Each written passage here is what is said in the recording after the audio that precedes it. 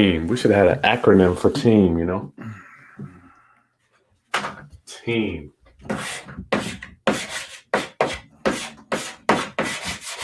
I'm gonna have an acronym for this next time, Dan. I think it's that important. Sounds good to me, man. So important, man. How you doing, buddy? Doing, man. You know how it is, man. What do you mean? Every day is what it is. Man, Daniel, man, get out of here with that mess. What happened today while my roundup homies are logging on? What happened today? Paperwork day. You know, it is what it's that time of the month, man. Consolidating checkbooks and making sure payroll's all done. And good Lord. Okay. You know, it is paying the credit card bills. The day in the life, the side that no one tells you about, right? You should record that boring mess one day. Maybe somebody some people find that stuff interesting, like accountants and bookkeepers and all that stuff. Yeah, I'm just YouTube. It's because you don't. I don't. I'm like, shit, keep me way away from that stuff. But I still have to do it. Roundup. Greetings, class. What's going down? It's Kris Haskins. I'm your local neighborhood, all-around nice guy. This is true. That's well said. It's the actual truth. Thank you, brother. Roundup. My mission and ministry is to raise your financial literacy through real estate investing and entrepreneurship and content creation. I'm going to add that on too. Doing that, I get to introduce you to the people that I my consultants, mentors, friends, colleagues, acquaintances. This man here has been doing the real estate business since 1989. He's richer than me, smarter than me. I told you I like to hang out with people that have more than I do. So, Daniel Borrero, how you doing, my friend? Good, thank you. Thank you for the acclimates. But we all, listen, guys, don't believe him. I'm not smarter than him, nor am I richer than him.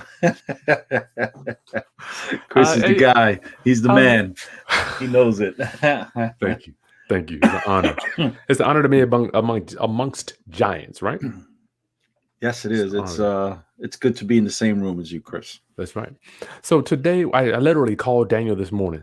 I'm like, Dan, last night, I get these premonitions. I'm reading the book, by the way, Daniel. It's Grow Rich with Peace of Mind. It's a little known book by Napoleon Hill. Okay. Do you know chapter 8? This man was visited by a being. Okay. He talks about being visited by a being from the Himalayan mountains. And he, at the beginning of the chapter, he goes, you know what? I'm putting this chapter. I'm 80 years old. I'm putting this in the book. I know a lot of you aren't going to believe me, but here we go. Boom. Daniel, man, this book is, I know Think and Grow Rich was good, but this one, he wrote it when he was older. So he's looking back over his life. He's visited by this being, right? I think it's one of the Masons. He was like the guy deconstructed his body. And these guys, there's 33 of these master teachers, he calls them. And they get to travel anywhere they want at any time. They can travel thousands of miles at any time, right? And he says this, the being was in his room and he goes, who are you? And he's having a talk with the guy. And he's like, I'm not going to tell you everything he said, but the main thing is Napoleon Hill had earned the right to be visited by these beings because he had mastered these, I think it was 23 devils that we all need to master. So I'll get into that later roundup, but a few of those devils. Go ahead. Just bringing them up, your audience, anything he wrote, you should be reading. I haven't read that one yet. I didn't even know it existed. Little known. It's not popular. But I will, only because you're recommending it, to be honest with you. Damn. God. I'm talking to my mom, right? I'm like, Mom, this man assisted presidents. He was the right-hand man of Andrew Carnegie. He rolled with Rockefeller. Why would he lie? Why the hell would he lie about this? I equate him, and I don't know if many people probably disagree with me. Some may agree with Machiavelli. Machiavelli was he wrote, I forget the name of the book, but it was essentially during the Enlightenment period where he became the advisor to the kings and queens. Mm-hmm. And Napoleon Hill, I consider to have been the advisor to, the the masterminds of industry of Carnegie and Golly, man. J.P. Morgan and Rockefeller. That was their time, right, during the Industrial Revolution. So That's right. yeah, anything he wrote, I would highly recommend that you read. Man, so anyway, I just wanted to say that to say I believe in the supernatural. I don't know about you, but I thoroughly believe that there's a creator, or some type of external forces that are guiding me. I don't have all the answers, my ancestors and all that stuff. So round up. So today I wanted to talk to you. My mentor says, Kris, this is a team sport. They put it on my spirit last night. I'm like, man, a lot of people trying to do this by themselves. This is a team sport. So when I reached out to Daniel this morning, come on in, bro. I reached out to Daniel this morning and I was like, listen, bro, would you mind being a time traveler for us for a little while? I know you've been doing this since 1989, but could you just go back in time? Share with us, Daniel, some of the secrets, tips, and strategies that you used to build your team, contractor, closing people, and the third one with title company, attorney.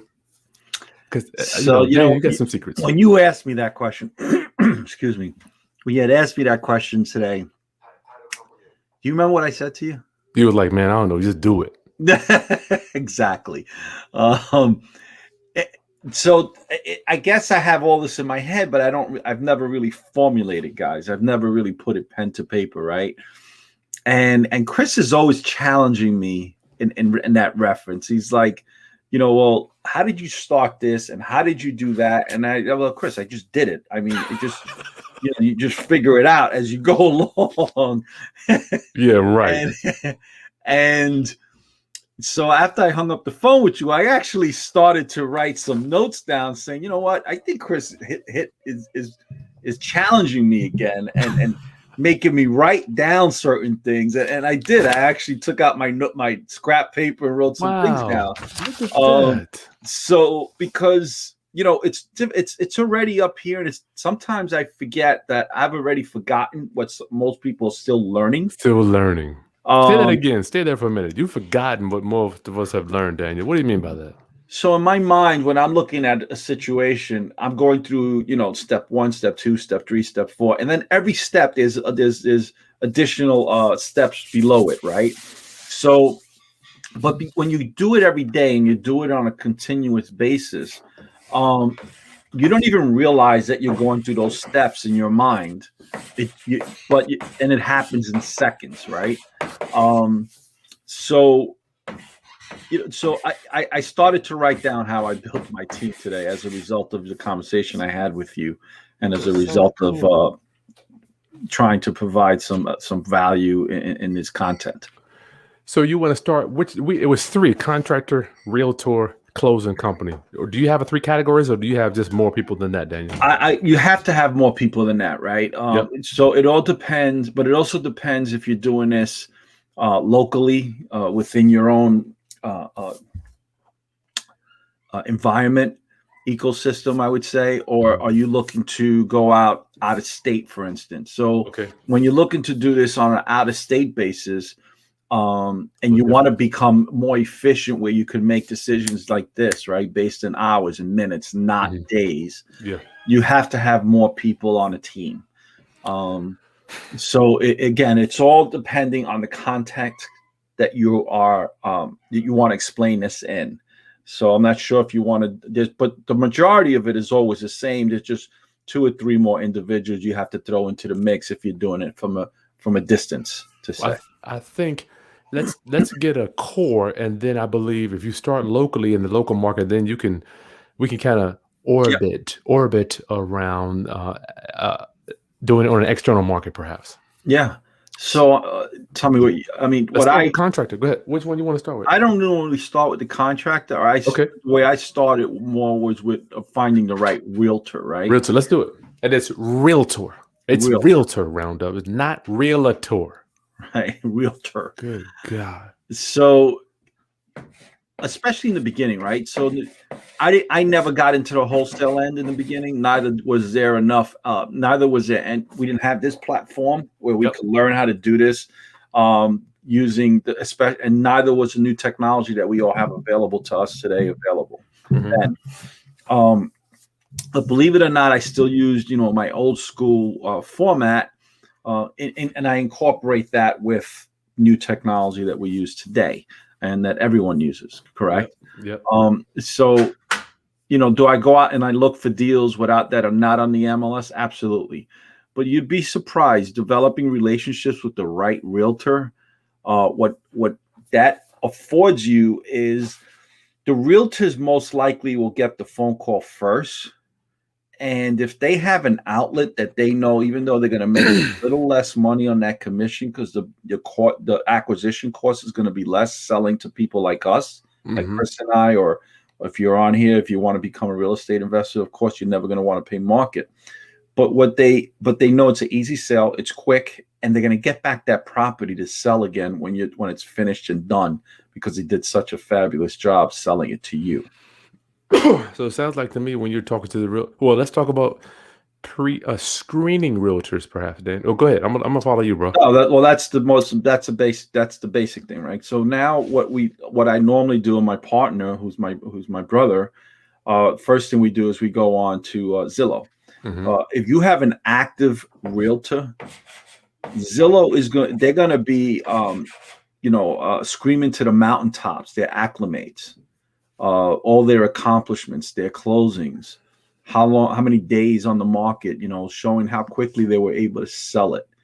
Now, if you have an active, those realtors, that's the easy way to find a realtor. You find an active realtor. That doesn't necessarily mean it's a realtor that's going to be good for you or I, because many of these realtors are concentrating on selling single family homes to end users. Or one, maybe two family homes. That's not somebody that you want to work on your behalf, because they're immediately going to think, I'm not going to want to present your offer because it's too low. And when they go, and if they do present it, they're being forced to present it, and they're not going to sell your offer because they don't have the enthusiasm or the energy when they're presenting it. So you want a realtor that is active in the market, working with other real estate investors so that they understand what you're looking for, and preferably a realtor that is not only working with other real estate investors, but is also a real estate investor themselves. Because now they're wearing a different pair of glasses, and they understand what they have to look for, and they're not spinning their wheels unnecessarily, nor are they sending you information on property that there's no deal to be made on. So are we looking for, when we go to Zillow, Dan, are we looking for properties that have been renovated perhaps? I'm not as much looking for property to buy. I'm looking for active realtors on Zillow. I'm saying, I understand that, but I'm saying, we get realtors that represent a lot of mom and pops, but are we looking for properties that are fixed up with that realtor? I'm just trying to get a vision. Not necessarily, because you don't know that, right? You don't know if that realtor was involved with that, with any aspect of that property other than the buying and the selling side. So sometimes they are much more involved. But the thing is, if they are involved, that realtor is also going to give you contacts to contractors, to subcontract. They'll give you they're going to tell you where to buy supplies, a cleaning company, contractors, subcontractors, the trades, a good electrician, a good plumber. So, who's a good property manager? A lot of times they themselves are property managers. Some of the best deals that I've gotten are realtors that are property managers, because now they're selling their own clients' properties, and they're willing to go and beat up that client on your behalf, because now you're going to become that client. So they're not losing that inventory.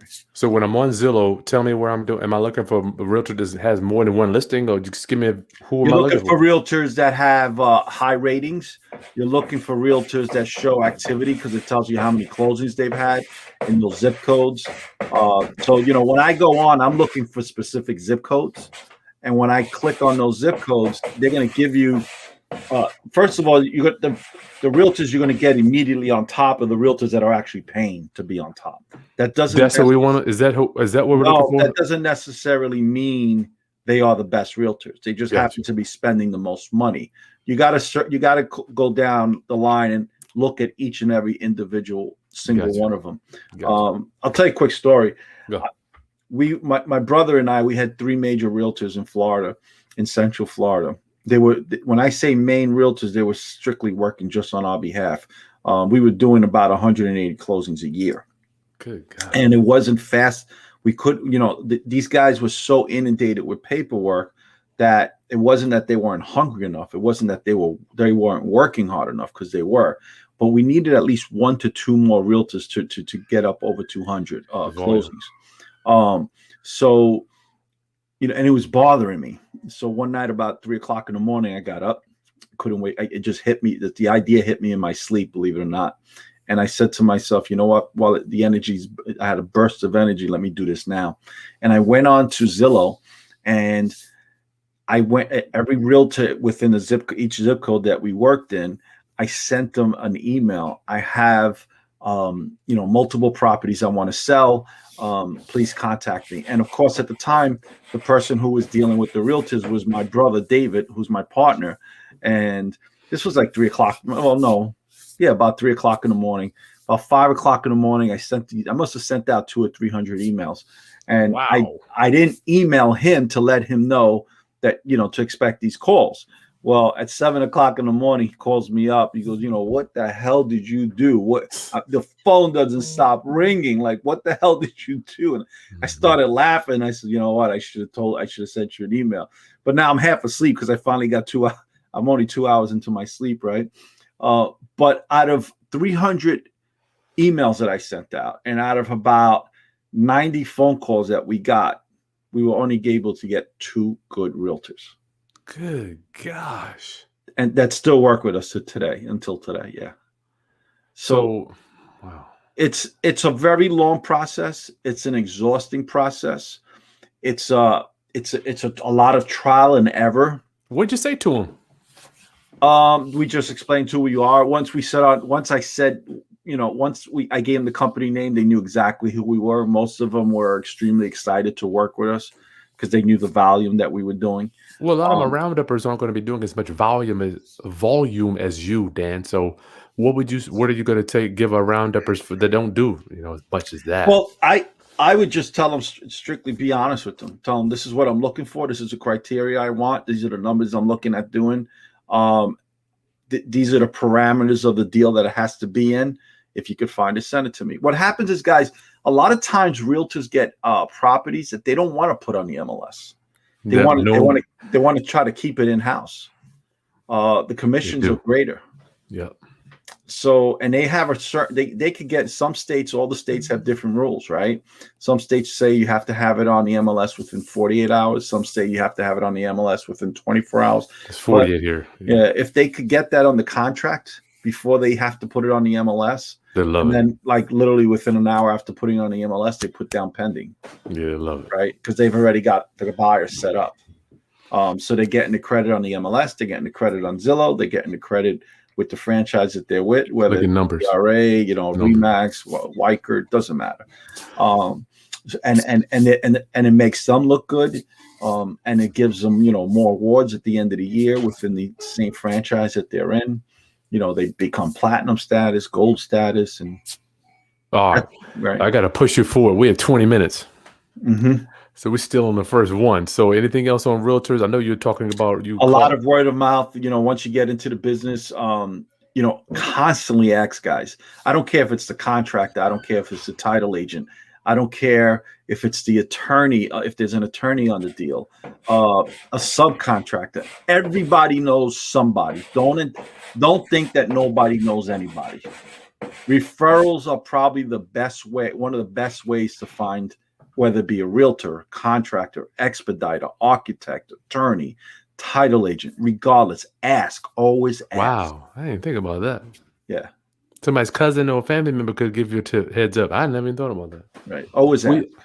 Well, I always think I know I got to go out there and find out myself, but I mean, that's you know about it. I like to work with brokers, Dan. What do you think about that? Brokers in what sense? Real estate brokers or real estate realtors? Real estate brokers, like they're in charge of the whole firm. They So make the I rules. find that they're usually very obtuse. I I find that the brokers start coming to me when they start seeing the realtors bringing in the numbers from our organization. Who's this guy? Yeah, exactly. Before that, they kind of like, these guys just blowing Whatever. smoke. Yeah. Um, All right. so yeah, that's although one of the things I've found is you want a realtor that goes to the weekly meetings, right? So 99% of the real estate offices have a weekly meeting. They call it Thursday morning meetings, Wednesday morning meetings. Those realtors that attend those meetings are now in there with other active realtors, and they Hmm. start talking to each other at the end of the meeting. Or sometimes the broker themselves will say, hey, you know what? Kris just bought in this deal. If anybody's interested, it's going on the MLS tonight. So if you got any buyers, Yeah. want to present it. Gotcha. Those are the All right. guys, the realtors you really want to work with, and the brokers. And that's a great office because the brokers are making sure that the realtors are talking to each other and networking within that particular broker themselves to keep the commissions to themselves. So with 20 minutes, we got 90 people on. Dan, give us a quick one-liner. Then we're going to move on to the next one. Give us a one-liner where we're calling up, we're sending out emails. Give us what we say when we talk to them. I want to buy 90 units this year. Can you help me? I want to buy You have their 90. attention like this. I want to buy 5 units this year. Can you help me? You have their attention like this. Gotcha. Make sure that you're prepared for the questions, though. They're gonna. What's your financing like? How are you going to do this? Make sure you have everything that they're going to ask you in hand, and you're not stuttering, you're not stumbling. It's quick, precise. Give them the confidence in you to want to Gotcha. work with you. All right. Gotcha. Okay. Hey, Daniel, before we go to the next one, let me put up, we got to do a I commercial. just want to Go ahead. make sure when you do decide on a realtor, you want to make sure that realtor has all the knowledge, more knowledge than you do in that particular area. So when we go into an area, I already know where the roads are expanding, if there's any big box stores coming in, if the hospitals are going to be expanding. If that realtor doesn't know that information, that realtor is not for you. Gotcha. You want to make sure that realtor responds to you immediately. If that realtor is telling you got to wait until tomorrow to talk to them, dump them. Mm. A good realtor doesn't care if they're working until 12 o'clock at night. I work until midnight. I don't care. I'll work until 1 or 2 in the morning. I've actually sent you emails at 3 in the morning, right, Kris? Yeah. Yeah. So it doesn't matter. I don't leave my desk until my job is done. I want to work with somebody that has that same energy and that same hunger and that same desire to succeed. Otherwise, I don't want them. Gotcha. Got the desire, burning desire.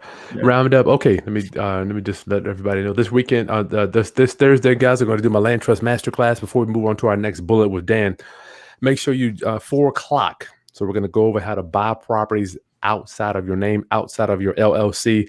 Join us this week, Thursday, and I will give you guys a discount on my land trust document. So I look forward to training you on that. Try to at least figure out how to get these houses out of your name if you have one. Okay. Daniel, next bullet, next team member that you think we need to have on our team. Contractor.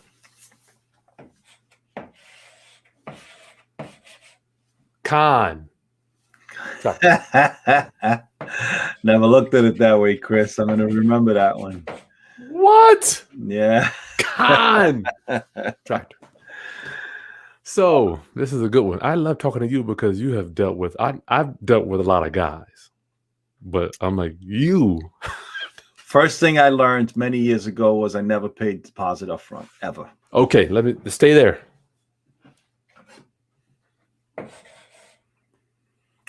If that contractor tells you they won't work without a deposit because they got to pay their men, that's not somebody I want to work with.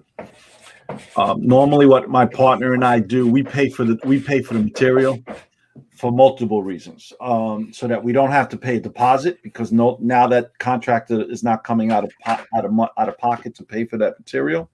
In addition to, so a lot of times, and this has happened to me where The contractor orders a material, it's drop shipped, and a month later or 2 months after the job is done, I'm getting a notice that there's a workman's lien on my property because the contractor didn't pay for the material that they drop shipped at my property. So stay there, Dan. Stay ahead. here. I want you to stay there, man. Rewind a little bit. I got to slow you down a little bit. Go ahead. Pay for materials as you. What does that look like? Why would a contractor want to work with me without getting a deposit? Why does it matter? Again, when a contractor tells me they want a deposit and I refuse to give it to them and they decide to walk away, that's not a problem to me. There's plenty of guys out there that are willing to work, that are good, that the quality of work is done right. The best thing you could possibly do, guys, when the contractor, whatever agreement you have with that contractor, I'm going to pay, 25% when 35% of the work is done. I'm going to pay another 25% when 70% of the work is done. Whatever that deal is that you have, make sure you have no excuses on the day you're supposed to pay him. Yeah, don't hold up his money. Don't play with his money because he's got his men to pay, although you're paying for material, right? Mm-hmm. So it depends on the scope of the job is what depends on how I negotiate payment. But why do we care, though? Why do we care, Daniel? Well, why would I care if I give a guy $5,000 up front, $10,000, $20,000? They disappear. There's no reason for them to work at that point. There's no reason for them to work. Explain this story. I mean, I've lost tens of thousands, but I've tried to get it. Explain the scenario. They come to you. You give them the scope of the work, or you give them the blueprints. Sometimes there are no blueprints because it's just renovation work. Where you don't need permits depending on the extent of that renovation. But you give them the scope of the work, everything's written down, and they give you a number. And let's say it's a 2-week job and let's say we agreed to $20,000. Okay. Mm-hmm. Give me $7,000 now and I'll make sure I'm here tomorrow. Well, I'll make sure I'm here in 2 days. See, I got a problem with that immediately. I'm like, if you're not busy enough that you could be here tomorrow with and if I give you $7,000 now, that's a problem. That means you don't have enough work. Why don't you have enough work? So you're telling me let me make sure. So you're saying it's okay if the contractor can't start tomorrow or the next day? I get very suspicious when they tell me that. Me too. Because if they're really that good, they're too busy to be there tomorrow. There you go. They're really, so sounds like you're not mad. I'm mad. I'm like, look, if you could start tomorrow, I don't even want you. I want to deal with the guy. Put me on a schedule in 2 weeks. I hate to say that because it does delay the schedule. Look, I'm good with that. I have relationships now with contractors where I could call them up and they will push back another job they may have taken to take care of me because they know that as soon as that job, let's say it's a week job, they know they're getting paid on Friday. Got it. Right. There's no delays with payments. So the carrot is the check, guys. The carrot is the check. Don't release the check unless the job is done. So I just want to make sure I paint the picture for you all. Meet with the guy. We don't care if he can't start. What for me, I want to make sure, Daniel, I'm like, if you could start 2 weeks, 3 weeks, I'll have my house sit for a month. I don't care. If I know this guy's the guy, I'm like, you're the guy. I know you're the guy. Good. I have it sit for a month. People are like, Chris, your house sitting empty for a month. You daggone right.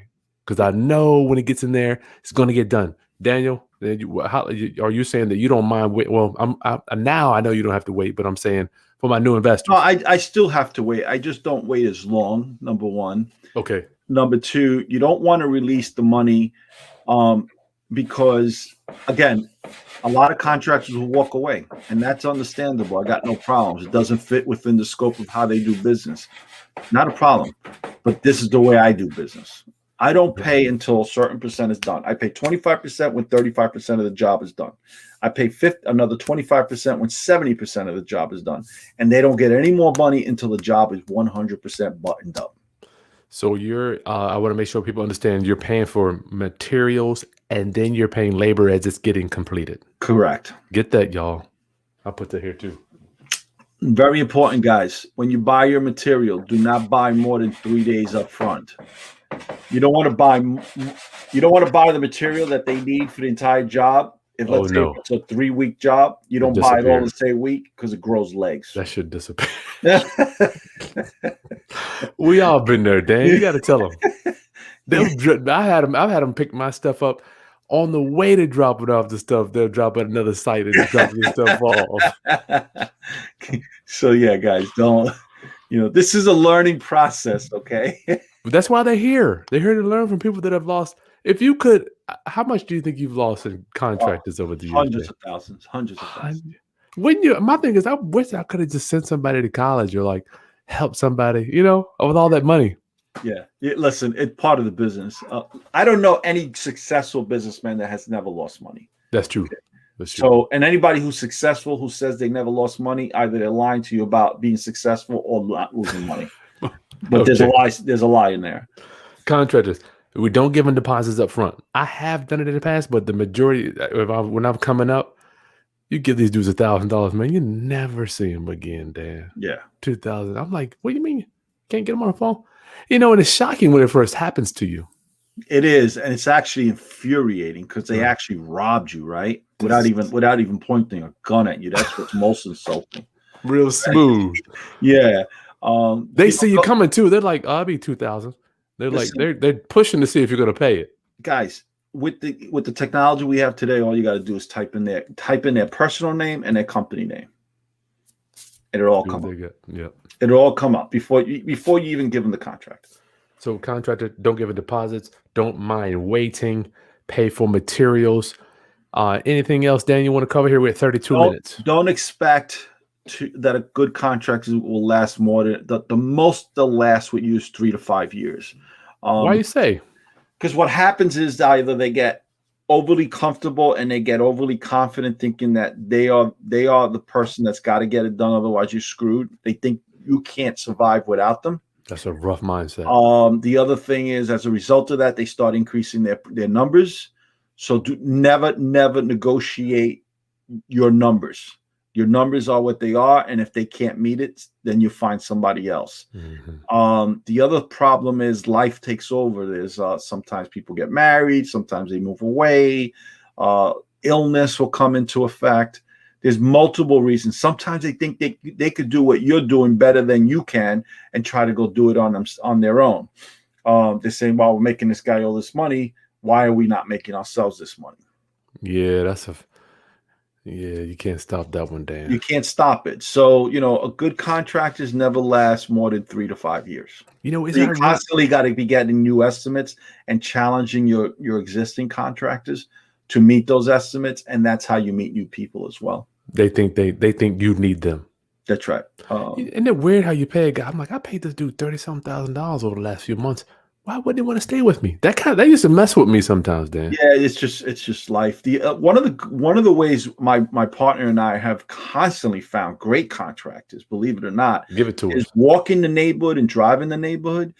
I see guys working. First thing I look at is how clean is their job site. How well mannered are their men? Are there men? If it's like say hot in the summer, are they walking around with no t-shirts, or are they actually wearing a company shirt, regardless of no matter how hot it is, right?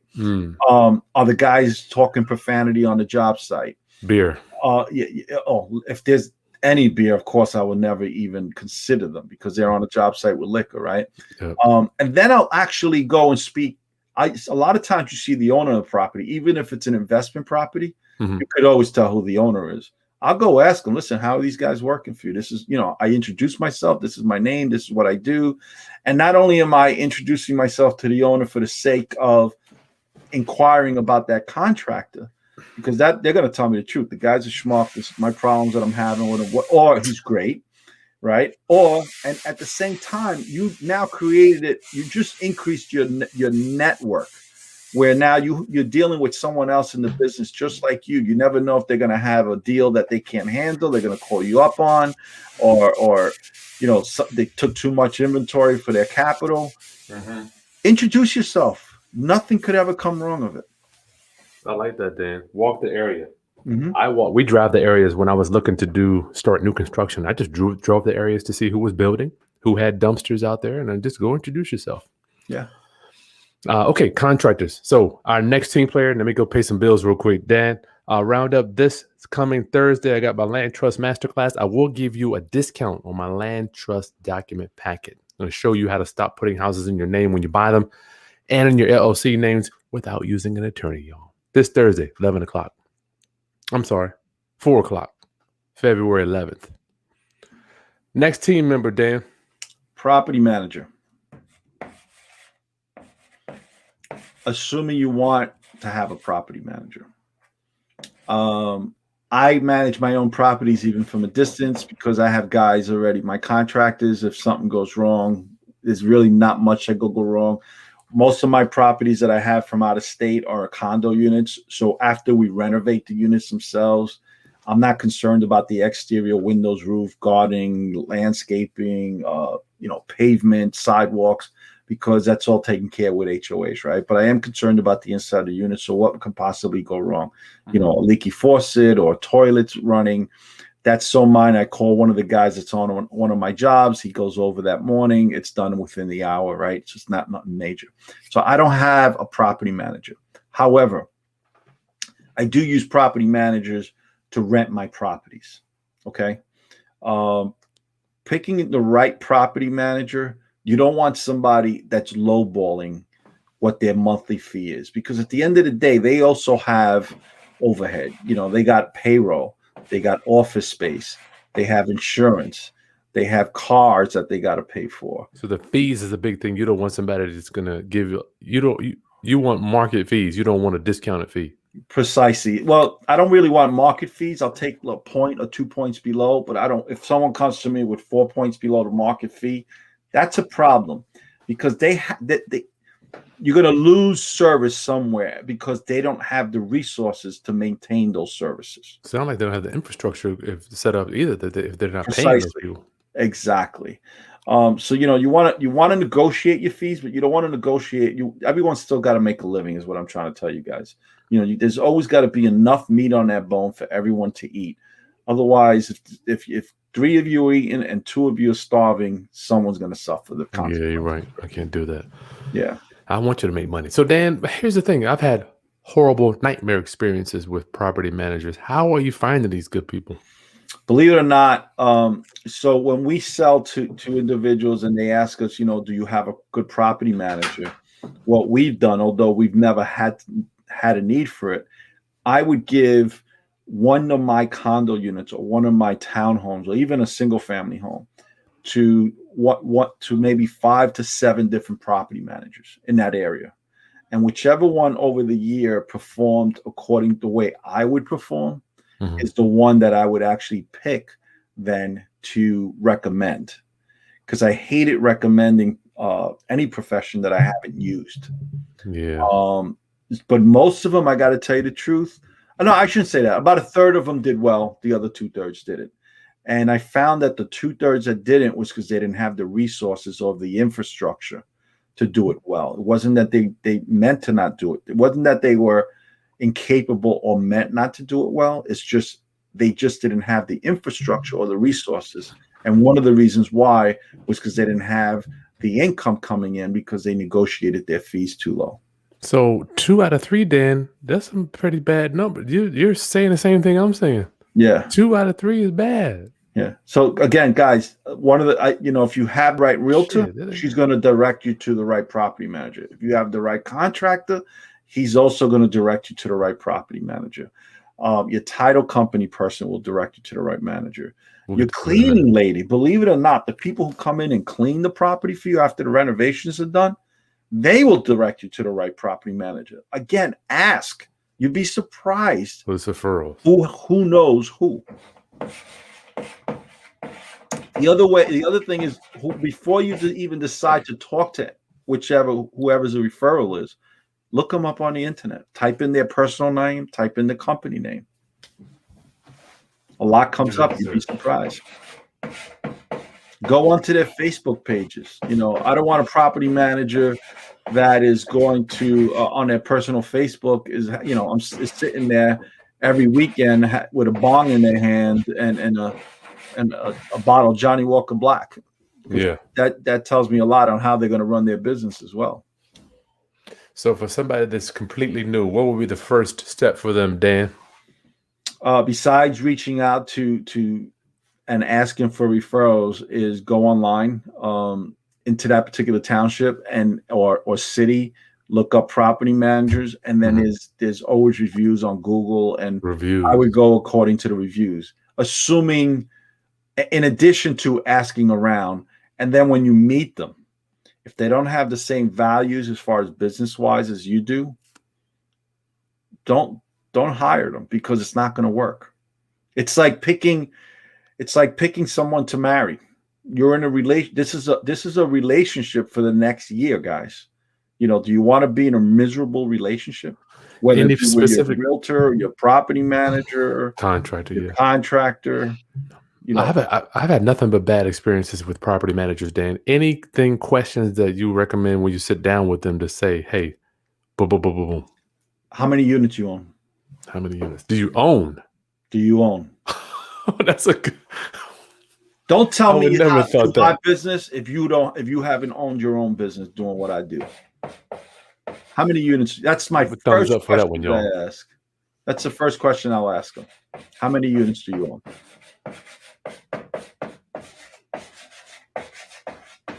I'm scared to ask where your mind is going if they don't own any.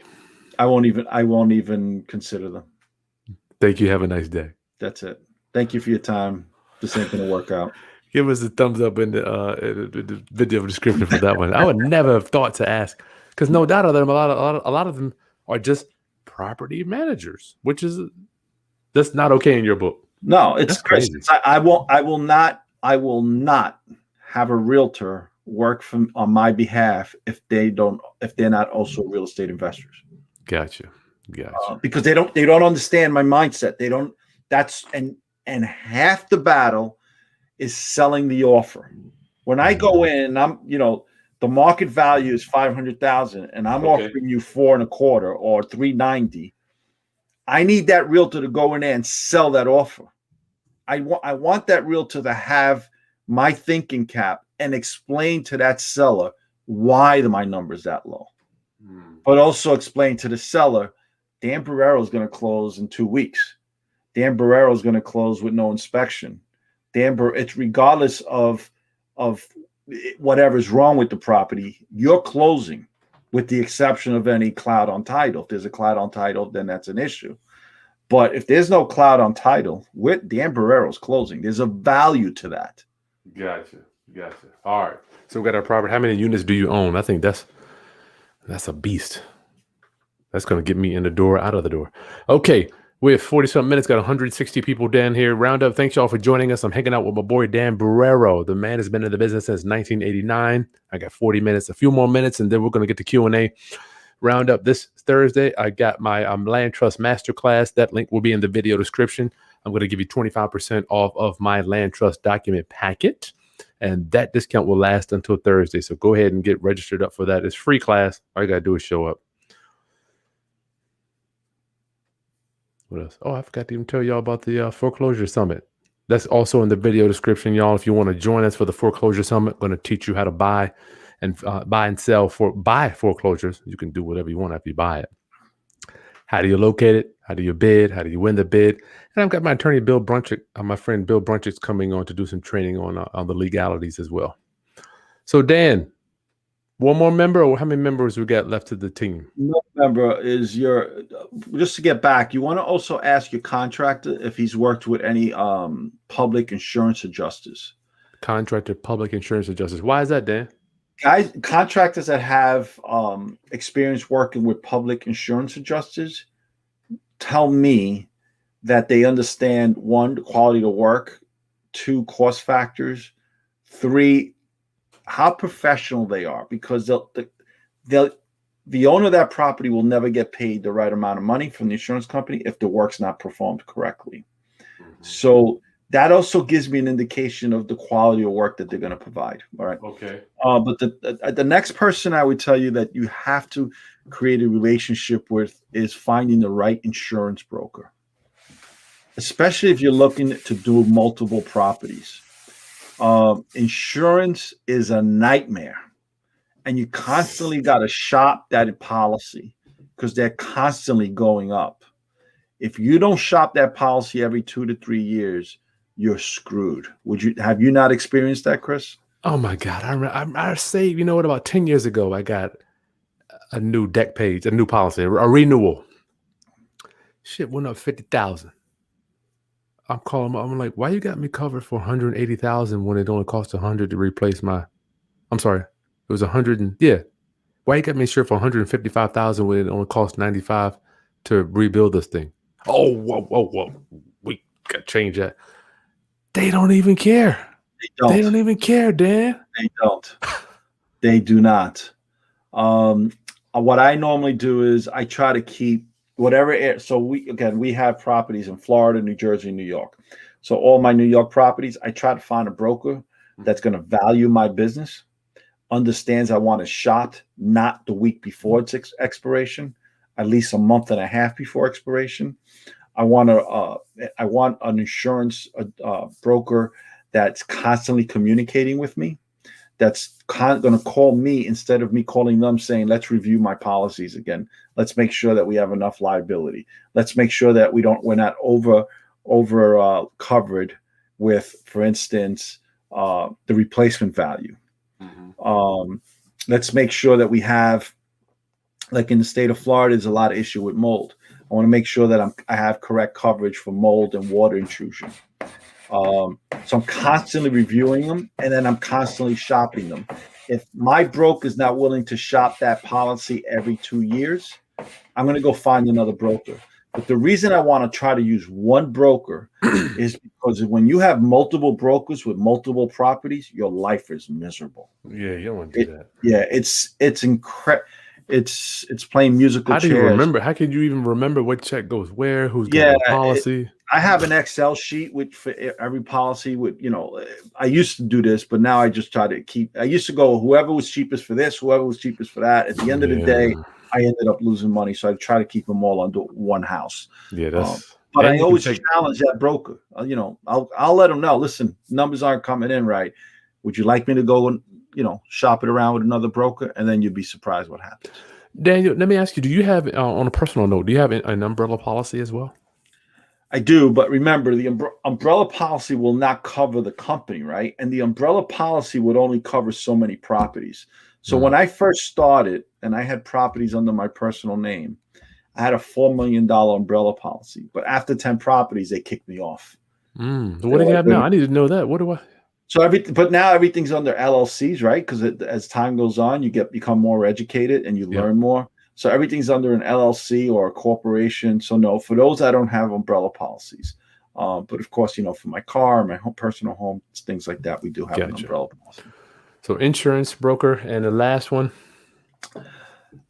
title company and attorney, dog. Well, that all depends, right? So if I'm in New York and New Jersey, I definitely need a good attorney. And I want an attorney that understands my side of the business. I want an attorney that could fasten it, make the deal go faster, or is willing to figure out how to slow down the deal when I need the deal to be slowed down, put the brakes on it a little bit because I need some more time, whether it be for financing or I need more time because I don't want to own this property because my contractor told me he's a month out, right? So I don't want my money sitting in a property for a month when I could take that money and put it somewhere else and make more money with it for the next 30 days, right? I'm slowing it down a little bit, right? You go. I like to buy occupied rentals at the first of the month, Dan, so I can get the owner to pay me that rent. What do you say to that? Slow it down to the first. I hate to buy rentals I hate to buy rental units with people in them because every time I've had problems, it's with renters that were there prior to me purchasing. Yeah, I'm just saying, you get the rent, that's all. You got to get rid of them. It is a good feeling. I ain't gonna lie to you, even if it's in the 15th of the month, right? Because the rent gets prorated. It doesn't matter what day of the month. You on the day of closing, you got money right there, right up front. So it's always good. It's a good feeling. That I'm not gonna lie about. So attorney / title company. Yeah. Title companies now in the state of Florida don't really use attorneys unless it's a deal with commercial or a deal that is over $500,000. So I also want a title company that's willing to do what an attorney's willing to do: slow it, put on the brakes when I need them to, and make it faster when I need them to. So, good. That's pretty much it. How are we finding these people, Dan? Are you pre-screening? I want to tell you, it took me 5 years to find my title guys down here, dude. But things changed over time, though. So I used to have a title company. I won't say their names. I'll give you an example. I tell a title when you start giving the same title company a lot of deals, they start throwing you deals. They'll start telling, they'll start even throwing you wholesalers that are extremely active within the numbers that you're looking at, in the areas that you're looking in, because they want to keep you busy. The busier you are, the busier they know they're going to be. Okay. Mm-hmm. But you don't want a title company that is, when you call up the phone, let me call you back, and it takes them until tomorrow to call you back. Yeah, Same thing with communication is key. If I have to wait, I'll send the title company or attorney an email 9:00 at night. If I don't have a response at 8 a.m, I don't want them as representing me. So response time is one. Right. That's the biggest thing, is the communication process.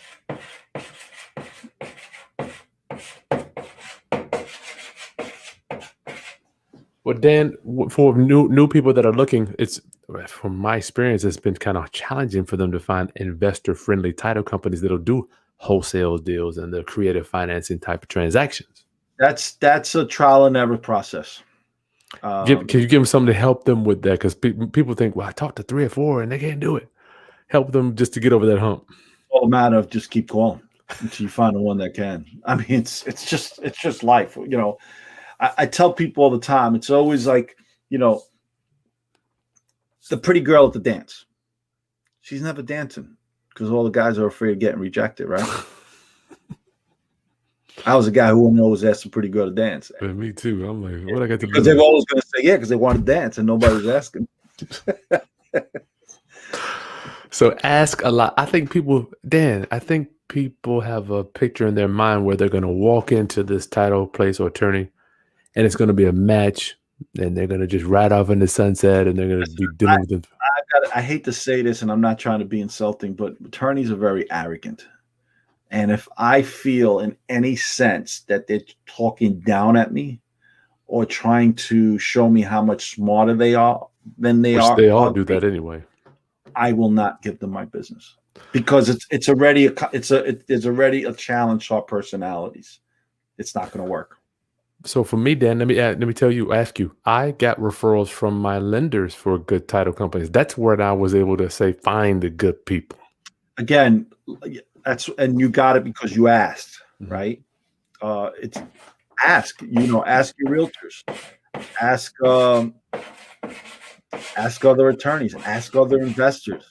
Listen, guys, the biggest thing you could possibly do in your career is network. Other investors are not your competition. Mm-mm. They're another source of getting information. Yep. I remember like it was yesterday. I remember I'm like, I'm borrowing money from these people. Maybe they know somebody that can close the deal for me. Went in there, they were like, oh yeah, we use this guy. What? Bam, finally. It took me 3 or 4 years to even ask. Look, I've got one title company. She gets, I would say, 80% of my deals. I've been working with her for about 15 years now in the state of Florida. And now we finally found the right attorney in the state of New Jersey about 4 years ago. But before that, I must have went through about 12 attorneys. Guys, Daniel is an expert. Been doing this since 1989, and he still has to go through a lot of people. So don't think, why would you even think? I think people, they minimize the task at hand. They think that there's going to, what's the one secret? Ain't no secret. There is no secret. You got to talk to a lot of people, just like I went through a lot of people to try to find a wife. It's like, these are people you're going to be marrying, doing business. Guys, there is no secret to this. this business or any other business, it's all about the time that you're willing to put in. Are you willing to work harder than your competitor? That's what it comes down to. Let's get to some Q&A, Dan. We done with attorneys? Yeah, we're good. Realtors? You got to have, this is a team sport. Just one more person I got to tell you. Go ahead, Dan. If you're going to do this from out of state, we always hire what we call an expediter. That expediter gets paid per task. And that expediter essentially is my eyes and my ears. They get paid to go to the job site and take a video, a live video, walking the job site while the contractors are either there or not there. It's irrelevant. Do you find them on the internet then? You look for Google expediters? Usually, believe it or not, the cleaning company people are the ones that are my best expediters, because they're the ones that'll call me, and the cleaning people are the ones like, oh, your contractor did this and I got to work so much harder to clean that. And by the way, I didn't break this. It was like this already. Oh, like, man. They're the ones who don't want to be on the hook, right? Because they're the last guys in, right? So my brother and I were like, why don't we just hire the cleaning people to do this? That's sweet. And believe it or not, it's worked out great, because they come in with such detailed eyes. They're looking for everything. And we do everything live, and my contractor knows he's not getting paid until this expediter. And I don't ever send the same expediter twice to the same property. Why is that? I don't want them to talk to each other. I don't want them to become friendly with each other, the contractors and the expediters. Oh, yeah, they'd be like, hey, come over. Exactly. You're crazy, Dan. Yeah. Round up, get some Q&A here. You got some secrets, man. You got some secrets. Let's get to some Q&A. Get your questions in the chat there as we get ready to this weekend. Got my foreclosure summit. Make sure you get registered up. The link is in the video description. If you don't see it, just refresh your screen. And the Land Trust Masterclass is this Thursday. Got some good trainings coming for you this week, y'all. It's an honor to serve you guys. It's an honor to serve you. So if you want to get your questions, Kris getting buff. Am I getting buff? No, I've been working out. I go to the gym. T5. I go to the gym every day, dog. We are answering members' questions first. So if you want to get your question out of the, I don't know, hundreds here, please join our membership and we get right to you first. Melanated goddess. Getting your body right. That's right. Okay.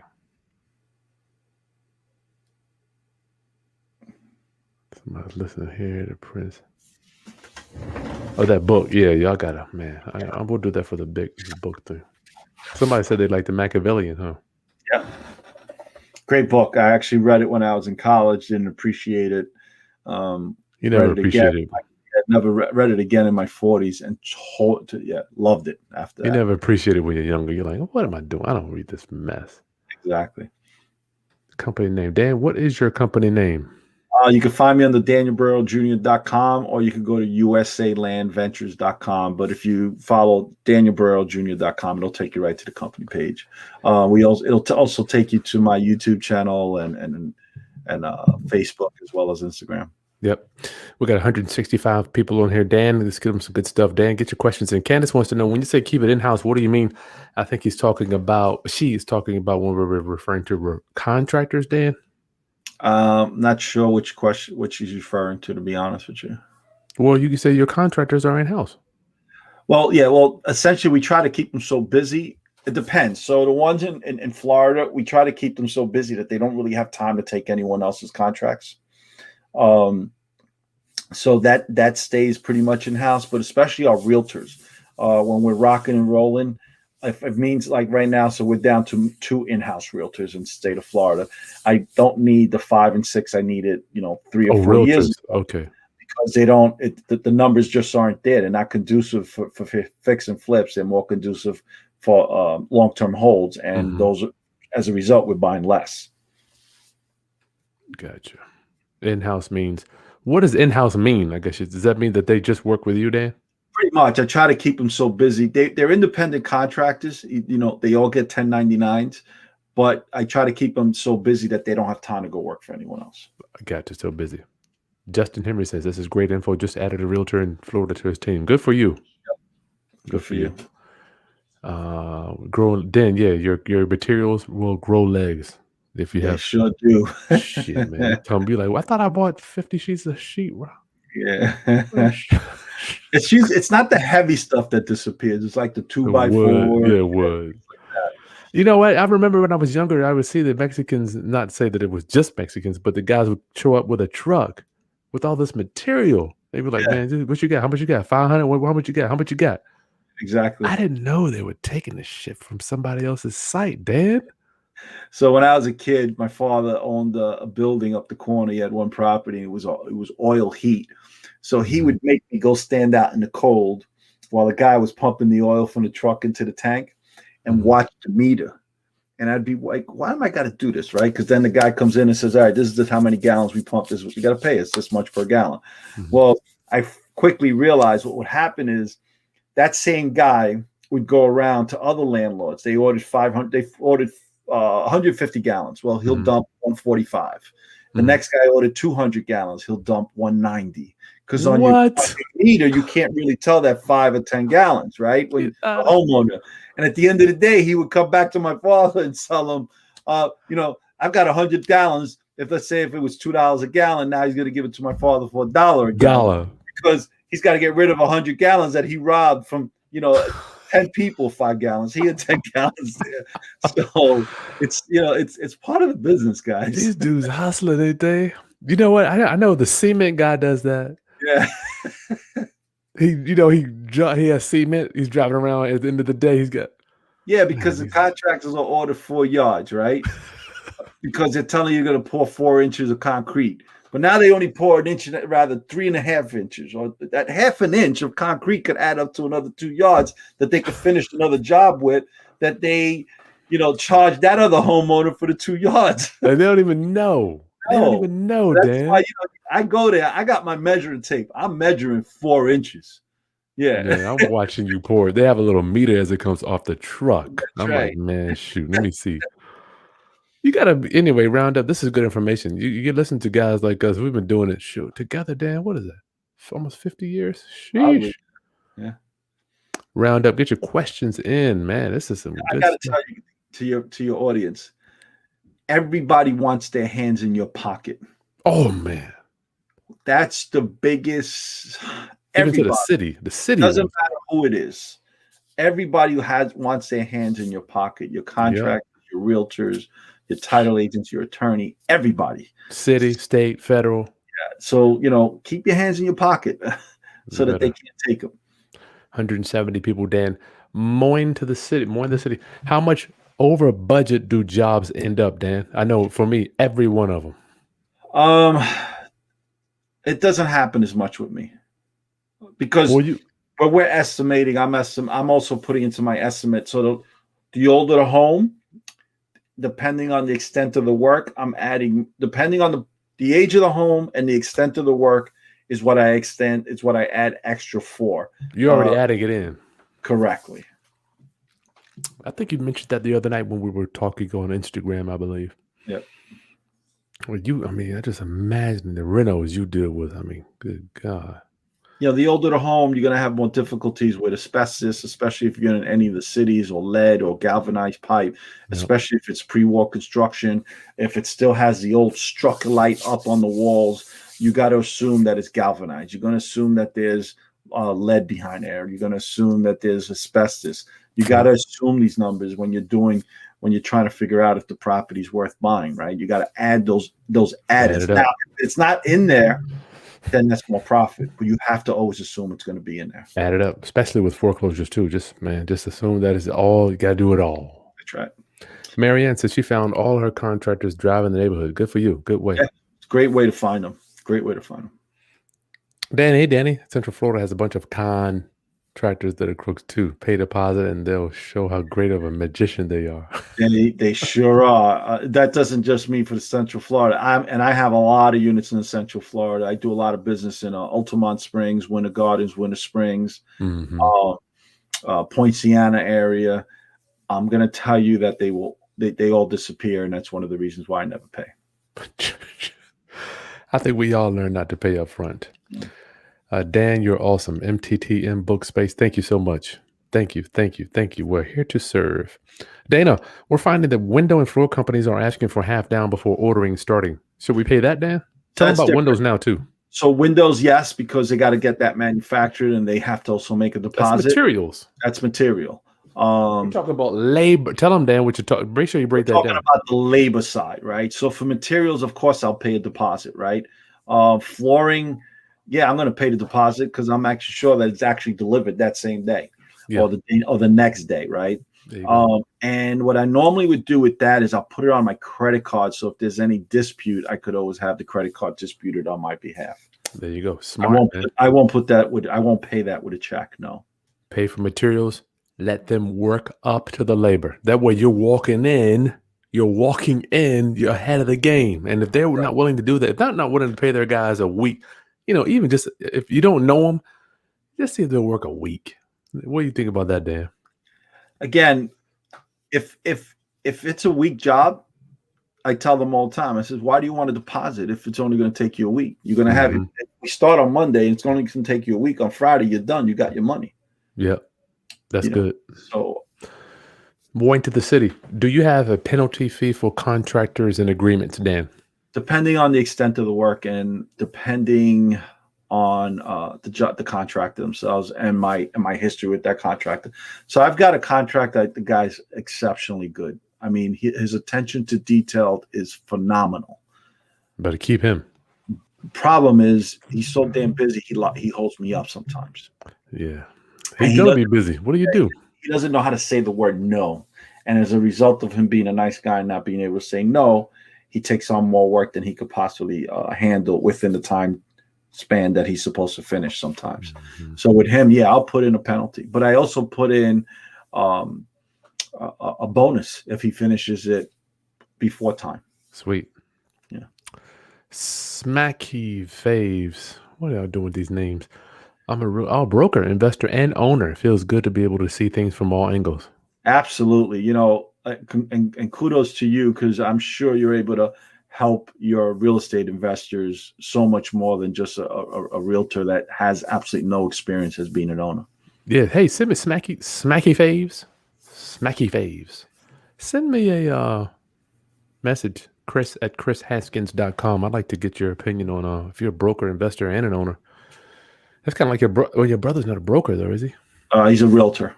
Yeah, so that would be a good one. What up, Eleanor? How you doing, my brother? Todd, Daniel will be hooking up with Todd. He's a broker in Baltimore, doing an interview with him tomorrow. Oh, yeah. We definitely somebody when we go back down to Baltimore we want to talk to. Yeah, he's got some good stuff. Clip Clop, Coalition Restoration Contractors out of Dallas. Good for you. Okay. Attorney or retainer. Sachs Realtor, attorney or retainer. I don't know what that means. No, I don't know what that means either. Delonda. Hey, do you guys have a good title company, insurance company, contractors, and attorneys in Philadelphia? She wants it all. I do not. I can't recommend anybody in that area. Rewind this tape and go back. And Bigger Pockets is a good resource too, but it's going to take some time. Yeah. There's a lot of guys on Instagram and Facebook that are doing big deals and, that are doing deals in those areas. I would, send them a private message and ask them. Yeah. You'd be surprised at, how many people are willing to help. Damn, got 183 people here want to hear what thus saith Dan Borrero. Derek. Hey, Derek. As a new investor, should I rely on a simple walkthrough or invest in a contractor for accurate numbers? So say, Dan, you're in a different boat. You got to you go back in time, bro. I would invest in a contractor. Or, better yet, just get an engineer's report. Engineer's report, they really cover themselves, including they'll tell you, look, the boiler is 20 years old. It's in great working condition, but it's on its last leg as far as its lifespan, according to the manufacturer. And this is where you could find this. Invest the money on engineer reports. Most of the time, they do an extremely good job.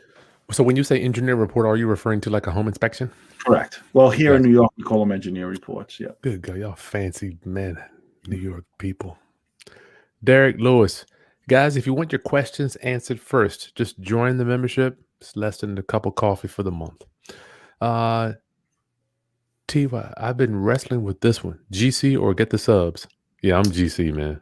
I'm the GC and I sub everything out under my insurance. So essentially, I bring in, that's an additional 30 to 35% less that I could bring the job in under.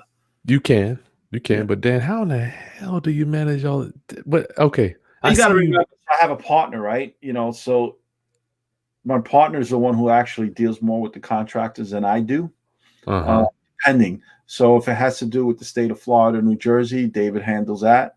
If it has to do with anything to do with New York, then I'll handle the contractors as well. So we both, there's two main heads here. So it's a lot easier to do those type of numbers when you have two people who have the same experience. We've been doing this together since 1989. Yeah, that's different. Yeah. T5YL4, you ain't got that. So you better get you. See, here's the thing. I found out real quick. You better know a little bit about floor tile. Better know a little bit about subfloor. Little bit about framing. Little bit about sheetrock. I could go on and on and on. Because these fools, the room could be out of square. They might not put a jack in the wall. I mean, it could be so many little things that's why Yeah. your GC. See, Daniel can. I'm not recommending everybody hire people because Daniel knows A to Z. Well, it comes with experience, guys. You're never going to learn it unless you do it. You can sit there and learn and look, read and read and read. You can sit there and go podcast No, after you podcast. can't read. You can sit there and go to YouTube channel after YouTube channel. At the end of the day, if you don't get your hands in it, all you have is theory. It's not actual Theory. experience. So, stop over analyzing and just get in it and do it. Yeah, yeah. Good point, Dan. Armando, how soon should you convert a rental property from a sole proprietor to an LLC? Does it matter the number of rental properties? I'm like, Daniel, that. Yeah, I actually did. I did an interview with John Kokolakis, who's an attorney here out of New York, Yeah. who's a business attorney. And if you go to my YouTube channel, usalandventures.com, and essentially, I don't recommend, and Kris will tell you the same thing, you should never have any property under your personal name. Oh ever. my gosh. Ever. And then as far as whether it's an LLC or an S corporation or C corporation, that you need to speak to your attorney and your accountant, primarily your accountant. Yep. Depending on what state you live in, they could guide you to which one of those identities is best for tax implications. We got one more. Listen, guys, I can't get, I've had Daniel here for an hour already. I gotta get it cut out of here. If you want to get your questions answered first, just join the membership. It's like a cup of coffee, y'all. Just if you go to you'll see it right below. It'll say join. So now, being that I want to bring best value to you and honor my guests' time, I have to make it so where the people that invest in us get to get their questions answered first. So last question, Daniel, then we'll get you out of here. When they're purchasing the materials for the contractor, do we give them the money to buy it, or should we personally get the materials ourselves? So I never give the contractor money to go buy material. Tell them why, Dan. Because again, they disappear. It's the same thing as giving them a deposit. That's why you're not giving them the deposit. That's your argument. I'm not going to give you the deposit because there's no money out of pocket on your behalf. And their argument is, I got to pay my labor. Okay, not a problem. So the agreement is I give you 25% of your labor, of the cost of the labor, of the job, when you finish 35% of the job. So finish 35% of the job by Friday, and you'll have 25% of your labor costs. So there's an incentive for them to move quickly. There's an incentive to work, an hour or two extra every day. There's an incentive for them to do the job properly, because otherwise you're not going to pay them their labor, right? So at the end of the day, you want to pick up the material. I mean, I do have work trucks here in New York, and I do it for New Jersey. My brother and I do it for New Jersey. In Florida, we have it all delivered. It all depends on what the cost is for that delivery, but again, that's part of the shopping of material. The other reason why I pay for the material is because I get discounts now. If I go to the same plumbing supply, so much stuff, the same electrical supply house, the same lumber supply house, they know who I am now. They don't know they no longer care who the contractor is. And now I'm getting the wholesale price rather than the retail price. So it's another cost savings. You're the one paying for it. They want to know who you are. Right. Roundup has been Daniel Borrero. Dan, final thoughts, man. Let's get you out of here. People that are getting started to put together their team. I remember you said, just do it. Yeah, guys, it's Much all more about detailed than that. doing it. Like I said, when Kris first called me and he asked me these questions, I said, Kris, I don't know. I just do it. Um, if you don't get out there and do it, it doesn't matter how much you prepare as far as listening to Kris Haskins, listening to myself, whoever else you're listening to, it doesn't matter. You got to get out there and just do it. That's the best way to learn. And you're going to lose money, but you're going to lose a lot less than Kris and I lost because of this platform right here. And you got the perfect guy that's teaching you right here, Kris Haskins. Yeah, subscribe. What's your channel on YouTube, Dan? USA Land Ventures. But again, you go to my name, Daniel Borrero Jr. at .com. You'll find it'll take you right to my webpage, and you could sign up for all of my channels. We do a free mentorship class every Wednesday at 6 p.m. All you have to do is sign up at USA Land Ventures. Kris has been a guest on twice for us. And as a result of Kris' encouragement, I now have a YouTube channel, US Adventures. Please bless me with a subscription. We're trying to increase our algorithm with our YouTube channel. You're the man, Dan. You're worth it. You're the man. Subscribe. One last thing I want to leave y'all. Dan, when you say just do it, I want to make sure when you say just do it, could you just, to me, it's almost like I'm looking, I don't want people to take this the wrong way. I'm looking to fail. I'm like, okay, let's try this shit, man. Is it going to work? I don't know. I don't even know with Dan, when we did Baltimore, we did this, we do this, we talk about this. We don't know if this stuff's going to work. It's like, even when I hire a new contractor, is it going to work? But I'm not caught up with just this one person or this one thing. Dan, when you say just do it, are you saying just go out there and try to make the deal happen? Look, get it over with? Chris Birch, Kris Haskins, and I, we met up in Baltimore, 3 months ago? We drove out of town to go there. So I went from New York. Kris Birch came from DC. Kris Haskins came from Virginia, Hampton, Virginia. And we went up there to buy 10 properties in the auction, right? Of course, the properties went up to a bigger number than we were prepared to pay because of the conditions of the unit. Did we know it was going to work when we went up there to look at these properties to see if we could buy these properties? Absolutely not. But you know what did work? Our network increased. I mean, Kris, what did you get? I was just looking at that. I think the tape, the first video we put out that you put out, that you like 60,000 views on that, man. I actually checked it. It's 56,000 views, guys. 56,000 views on one video on Kris Haskins' YouTube channel. The second video got, I think, 15,000 views? Something like that. Right. So we met the actual person who bought the property, and we asked him, the numbers didn't work for us, but why did they work for you? And he was able to actually give us all new different ideas on why, and he approached it from a different angle than we did. Now, I still wouldn't have done it for the number that he bought it for. I don't think Kris Haskins. I'm trying to get him back on here too to see if he can explain that too. But it's a different perspective. We got to benefit from it. Did it cost us money to go? Did it cost us time to go? Absolutely. But we created more relationships. Yeah. We were able to spread our knowledge, to 56,000 more viewers. And we met the owner and the realtor. And we got their perspectives on why he was selling and what he was going to do with the funds to make more money with versus, the buyer and the realtor's perspective. Guys, at worst, you create more relationships. At worst. Yeah. Hey, we got a new member, Marianne Shelton. Woo, welcome. Welcome. So your questions we're going to answer first. We got we met the owner, the buyer, and I'm like, dude, this is worth driving somewhere. But the thing is, we were there. Show up. That's the biggest thing. Showing up, right? Yeah, show up. What else we got? Okay, Dan, I gotta just pay some more bills. My land trust class this Thursday, 4:00, and get registered for the foreclosure summit, y'all. These links are in the video description here.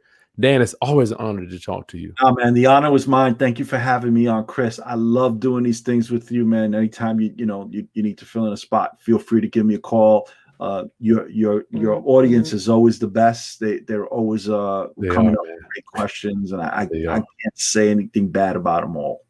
We got some more questions, but obviously we're out of time. But Dan and I we're working on trying to put together training to help y'all. So continue putting questions in the comments so Dan and I can go back through and pull these questions and put. Yeah, it's gonna be up on YouTube. I'll answer them as well. And You do. and again, Chris and I are doing every Sunday night at seven That's right. thirty 7:30.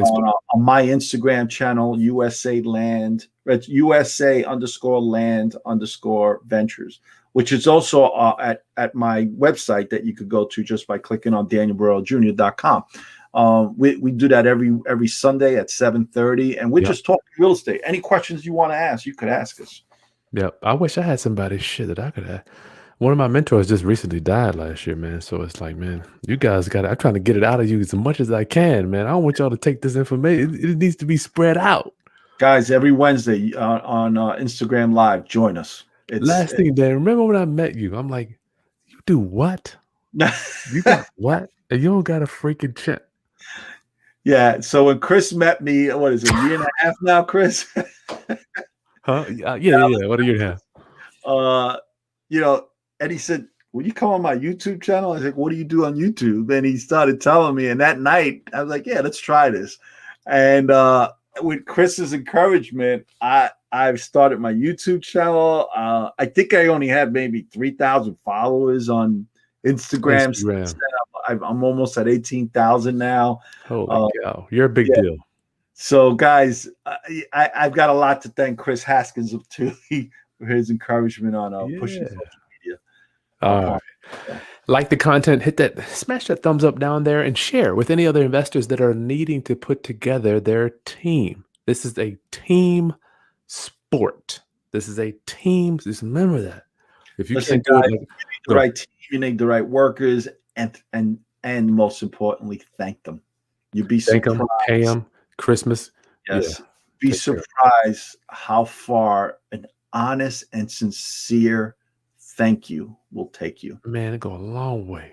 Long way. I'm telling you, Dan, we bought a house last week. I didn't even see it because I thank God I have a team that can go out and I trust them to take pictures and it's done. Right. Well, I can do other stuff, right?